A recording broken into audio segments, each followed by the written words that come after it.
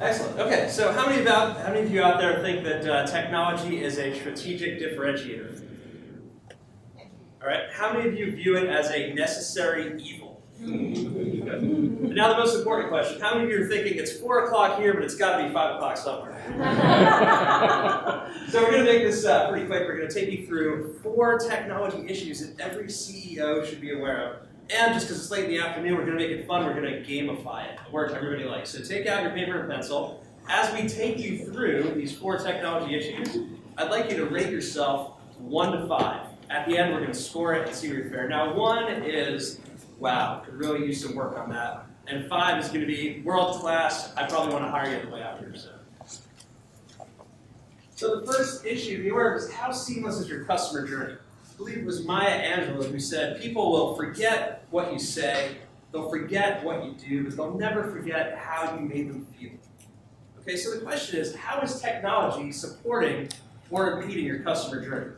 And I'll take it a step further. How many types of customers are there? A lot of people think there's one type. It's the people that you sell to, people that you buy from. I would argue that there's 2 types of customers. Those are your external customers, but there's internal customers as well. They're your employees, your assets, your differentiator in the market. They show up every day at work expecting to treat customers well and achieve greatness for your company. But if the technology is not supporting them, it can be doldrum for them. So I'll tell you 2 stories to illustrate the point. First is a company that does testing of medical devices. Now, this company's about 20 years old, and they've done about $10 million in revenue for most of their history. And they haven't really grown much, and here's why. If you want to place an order with this company, you go to their website, which is pretty nondescript, search all around to find their phone number, call up the receptionist. He says, oh, you'd like to place an order. They email you a Word doc. You print out the Word doc, you fill it out, you scan it, email it back, they enter it in the system. The rest of the process is pretty much like this. And as a thank you, if you want to do business with them again, you have to go through the same process, entering in the same information. So as you can imagine, the customers are not exactly loving this experience. Think about it in your business. Do you have any processes like that, touch points, from the first time they experience your website through the time that they become a raving fan? What does that customer journey truly look like? And then internally, we had a customer we worked with. They provide outsourced OSHA safety auditing. So they are the OSHA safety auditors on site for construction companies, which means they have to go out to the site, they have to inspect all the equipment, make sure nobody's jumping off any bridges or roofs. They have to write down their findings. Then basically what they were doing is bringing it back to the office, putting it in a big stack of paper where one gentleman entered it into an antiquated Microsoft Access database. Now this whole company's deliverables, at the end of the month, they present an updated report. So what did that look like? This gentleman printed out about like 1,000 sheets of paper that covered 3 conference tables, and it would literally take them a week at the end of each month to put together these reports. So you can just imagine, you can feel the palpable frustration of these employees, and they had a lot of turnover, So think about it, from 1 to 5, how seamless is your customer journey? Do you have raving fans or raving cynics? All right, next, do you know what all of your data means? So everybody's talking today about business intelligence, artificial intelligence. You have systems all over the place. But let's put it in context. You can have raw data. Let's take the number 70. Okay, let's add some context to it. You have information, 70 degrees Fahrenheit. From there, a lot of companies have information, not a lot have knowledge though. Knowledge would be, if you cook chicken at 70 degrees Fahrenheit, don't cook chicken at 70 degrees Fahrenheit. And wisdom would be, if you cook chicken at 70 degrees Fahrenheit, all your guests are going to get sick. So hopefully they cook the chicken outside there beyond 70 today. But you see the point. There's different degrees that data can take you. I'll give you an example. How many of you are familiar with Orbitz, the travel site? Okay, great. So Orbitz did some research, and they cross-referenced browser usage data, just a fancy way of saying, what browser did you use to view Orbitz? And they cross-referenced that with average price per room night. And they found that people that were viewing Orbitz on Safari, on a Mac, were spending on average 20% more per room night when they booked. So they said, light bulb went off. They have these sponsored ads for hotels. And now, if you view Orbitz on a Mac versus on a PC, you'll see more expensive room nights advertised. The revenue went up. What a great insight. Another one, how many of you are familiar with American Pharoah? Yeah, the racehorse that won the Grand Slam, Triple Crown, and yes, okay. So the interesting thing about that was not the horse's wins, but how they determined that that horse was going to win. There's a gentleman named Jeff Sater, who famously, as opposed to all the other folks at the horse auctions where they decide what horses they're gonna pick, didn't look at pedigree, didn't look at anything else. He looked to gather data on these horses that no one else had used before. For example, he did things like actually measure the size of the horse's nostril, thinking that maybe that would impact the air intake. Ultimately, what he found by using a sonogram was that horses with larger left ventricles have higher capacity to run. And that's exactly it. If you look at American Pharaoh's left ventricle, it's amazingly much larger than other horses. So then the question becomes, what is all your data telling you, right? Where is the left ventricle in your business? How can you take all the data that's out there, your accounting system, your HR system, and external data as well? Maybe it's data on the weather or market conditions. Who knows? But the question is, how much wisdom are you truly gleaning from your data? 1 through 5. All right. Next, topic on everybody's mind. How secure is your company? So how many of you out there were a victim of the recent Experian hack? I'm sorry to hear that, but I will tell you that, you know what, for those of you that didn't raise your hand, unfortunately in this day and age, it's not a matter of if, it's a matter of when. Okay, so what to do? What to do? There's so much information out there about security. It's so scary. We have all these systems. We want to take advantage of technology, but we're afraid of getting hacked. Well, I'd like to present you with a pretty straightforward framework. It's called the 3 A's. Assets, adversaries, and architecture. So no matter how technical you are, you can take this to the bank. So first is identifying your assets. And we're not only talking data, we're talking physical assets. You're talking your office, you're talking your safes, your files, and all your data. Intellectual property, customer lists, credit card numbers, PCI information. Think about what it is that has value to your company. Okay, next, adversaries. This is where it gets interesting. A lot of people envision a hacker as some guy at an internet cafe that looks pretty much like this hooded stranger here, and he's looking to steal your money. Well, not necessarily always. There are what we call hacktivists, politically motivated hackers from other countries that maybe you're not too pleased with the business you're in, who you're doing business with, right? It could be any number of things. You can also have people, it could be competitors that want to gain access to your confidential information and leverage it in the market. It could be disgruntled employees. It's actually as easy as going to the deep web, which is not too hard to access if you Google it, and downloading a virus these days. So even people that are not that technically enabled can actually go and launch an attack on you. So identify who are your potential adversaries. And then finally, the architecture. How are you going to protect yourself? How are you going to maintain that level of protection and monitor it, right? So assets, adversaries, and architecture. A couple examples here. So we had a financial services client a couple years back, and they wanted to be really, really safe and secure. They took on a voluntary compliance measure called SOC 2 before it was even required. So they could say, you can do business with us with confidence. So they had an auditor come in, and they were audited for SOC 2 compliance, and they passed. But here's the thing, just because you're compliant doesn't mean you're immune from an attack. So we get a call, and what happened was they were hit with a CryptoLocker virus. Everybody familiar with CryptoLocker? No? Well, so essentially what it is, it's someone, in this case it was someone in their office, clicked a cute little picture of the kitty cat video that someone had emailed to them. And what happens is it's actually installing software in the background, and that software basically encrypts all the data on your computer.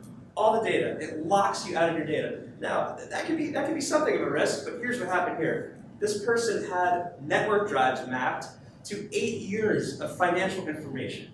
8 years, the entire company's like payload of financial information, and it was all locked down because she was attached to those drives.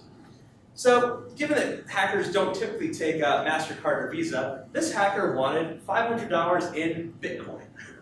So, it's not exactly easy for a business within 3 hours to go on Coinbase instead of a Bitcoin account. So, working with the IT director, had to go on Craigslist, find someone that was selling Bitcoin, go down to this really sketchy coffee shop, and basically pay him, I think it was like $550 for $500 worth of Bitcoin to pay off these hackers. But so now you have a key to decrypt it, but we're not done. Because how trustworthy do you think these hackers are? Super trustworthy. Yeah, exactly, right? Take to the bank. Exactly, take them to the bank. So what they do a lot of times is in these keys to decrypt, they'll put yet another virus. So it decrypts your data, but now they're watching you. They've got you covered, right? So best practices, you have to take all your servers, all your hardware offline, cleanse it, scrub it, pretty much throw out the hard drives, and basically go from scratch. So this company did make it through, but then after the fact, they did a best practice audit versus a compliance audit, found a ton of holes and fixed them. But I mean, talk about like a fault set security and talk about social engineering, which is essentially what happened with this little kitty cat video, which is actually what it was. So another example of that, how many of you are familiar with a conference called DEF CON? Okay, DEF CON, yeah. It's about a 25-year-old hacker conference in Las Vegas every year, and conveniently, it happens right after a security conference called Black Hat. So it's actually kind of funny, because Black Hat is all the enterprise security companies saying, hey, here's the latest way to address all the threats, followed by DEF CON, where people are coming up with the new threats. So it's actually supply and demand in the same room. Just to give you an idea of what this conference is like, they have something called the Wall of Shame. It's a projector on like a 30-foot screen, and it shows usernames and passwords for all the email accounts that they're able to hack for people who don't protect their phones well enough. So essentially, if you're not a security expert, you're locking your phone in a safe in the hotel room. You go to this place.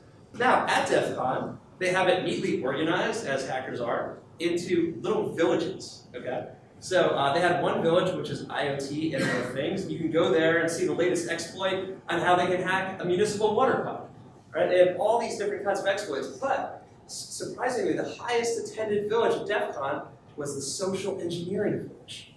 Amazing, right? So what they were doing in there is they had a little Lucite phone booth, and the challenge was to see who could most quickly call up a Verizon phone rep, pretending that they were their IT department, and get them to click on a nefarious link.